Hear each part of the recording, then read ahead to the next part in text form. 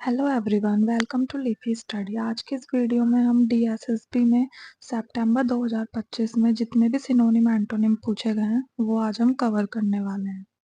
First है recession. Recession का मतलब होता है किसी चीज़ में जब गिरावट आ जाती है, डाउनफॉल बोल सकते हैं, या फिर चीज़ें डिक्रीज होने लग जाती हैं, या फिर मेनली हम इसको ये बोलते हैं जब इकोनॉमी में डाउनफॉल आता है। तो इसका एंटोनिम पूछा गया था एग्जाम में कि एंटोनिम क्या होगा। तो जब एक तरफ चीजें डाउनफॉल की तरफ जा रही हैं तो इसका अपोजिट क्या हो जाएगा, तेजी से बढ़ना। मतलब जब चीजें फल फूल रही हैं तो इसका मतलब हो जाएगा थ्राइविंग, मतलब चीजें जब तेजी से बढ़ रही हों। सेकंड है हैजीनेस। हैजीनेस का मतलब होता है जब चीजें अनक्लियर होती हैं। जब चीजें अनक्लियर होती है तो हमें ओ से शुरू होने वाले 3 शब्द याद रखना है। वो कौन कौन से हैं? Opaque, obscure, obfuscate. इनको आप साथ में बोलना, ओपेक, ऑब्सक्योर, ऑफस्केट। तो आप इसे कैसे याद करेंगे? ऑफस्केट को हम फंसते हैं ऐसी चीज़ों में जब चीज़ें अनक्लियर होती हैं। तो ऑफस्केट का मतलब क्या हो जाएगा? अनक्लियर। और एक ए से शब्द याद रखना, एब्स्ट्रूज, जिसका मतलब होता है अनक्लियर। तो हमारे पास जब भी अनक्लियर आएगा तो आपको ये चारों वर्ड एक साथ लिखना है, ओपेक, ऑब्सक्योर, ऑफस्केट और एब्स्ट्रूज। नेक्स्ट है हमारे पास लूसिड। लूसिड का मतलब होता है क्लियर। जब चीज़ें क्लियर होती है तो उसे बोलते हैं लूसिड।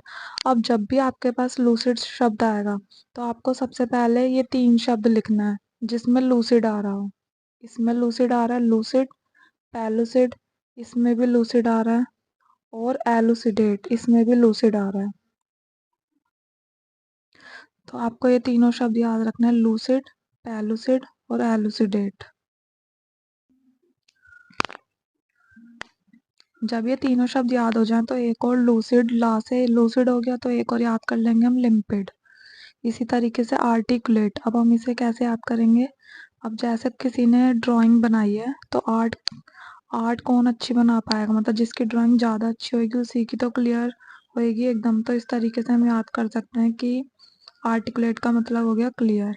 और जो अपने आप को अच्छे से एक्सप्रेस कर पा रहा है, अगर कोई अपने आप को अच्छे से एक्सप्रेस कर पा रहा है तो मतलब उसकी चीज़ें एकदम क्लियर है। तो एक्सप्रेस से हम याद कर लेंगे एक्सप्लिसिट। तो ये हमारे लूसिड वाले वर्ड्स हो गए हैं, जिसमें हमारे पास है लूसिड, पैलुसिड, एलुसिडेट, आर्टिकुलेट, एक्सप्लिसिट और लिम्पिड। नेक्स्ट है हमारे पास दर्द। इसका मतलब होता है जब किसी चीज़ की कमी हो जाती है। कोलैप्स का मतलब होता है जब चीज़ें टूट जाती हैं, टूट जाना किसी चीज़ का। अब हमारे पास है नेक्स्ट वर्ड, अनप्रेसिडेंटेड। अनप्रेसिडेंटेड का मतलब क्या? प्री मतलब जो पहले हो चुका हो, और अब इसके आगे अन लग रहा है, मतलब जो पहले कभी ना हुआ हो। तो अनप्रेसिडेंटेड का मतलब यही हो गया जो कभी पहले ना हुआ हो। तो इसका सिनोनिम क्या हो जाएगा? मतलब जो चीज़ पहले कभी नहीं हुई, मतलब इनोवेटिव है वो।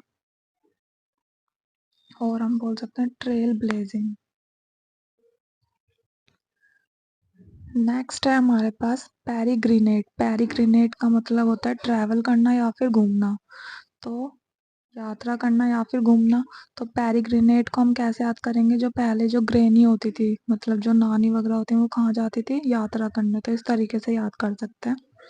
नेक्स्ट है हमारे पास रिकैल्सिट्रेंट। रिकैल्सिट्रेंट का मतलब होता है जिद्दी। अब इसको याद कैसे करेंगे? अगर कोई बार बार कैंसिल करे जा रहा है, कैंसिल, बार बार कैंसिल करे जा रहा है चीज़ों को, तो वो कैसा होगा? बहुत ज़्यादा जिद्दी होगा। तो जिद्दी से जब भी जिद्दी वर्ड आपके पास आए तो आपको 2 एक साथ लिखना है वर्ड। सबसे पहला है पर्टिनेशियस और दूसरा है टेनेशियस। तो इन दोनों की साउंड सेम है तो आपको हमेशा साथ में लिखना है, पर्टिनेशियस, टेनेशियस। और जिद्दी को हम क्या बोलते हैं? स्टबबॉर्न, एडमेंट और ऑब्ड्यूरेट। ऑब्ड्यूरेट कैसे याद करेंगे? अब इसकी ड्यूरेशन ज़्यादा बढ़ गई है, मतलब इस तरीके से याद कर सकते हैं, ड्यूरेशन ज़्यादा बढ़ गई है मतलब बहुत ज़्यादा जिद्दी है। और एडमेंट ऐसे याद कर सकते हैं कि इसका अड़ा हुआ मन है, मतलब अड़ा हुआ एक ही चीज़ पर, मतलब कितनी ज़्यादा जिद्दी है।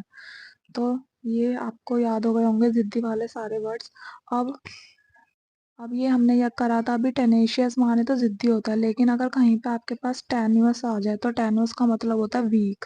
और जब भी आपके पास वीक वाले वर्ड आएंगे तो आपको इससे मिलते जुलते शब्द सबसे पहले लिखना है, फीबल, एंड फीबल, इन दोनों की साउंड सेम है, तो फीबल एंड फीबल हम साथ में लिखेंगे। अब इसके बाद आपको क्या लिखना है? Frail, flimsy, fragile, flaccid. इन सब का मतलब होता है वीक होना, कमजोर होना। और हमारे पास है वल्नरेबल और इम्पेयर।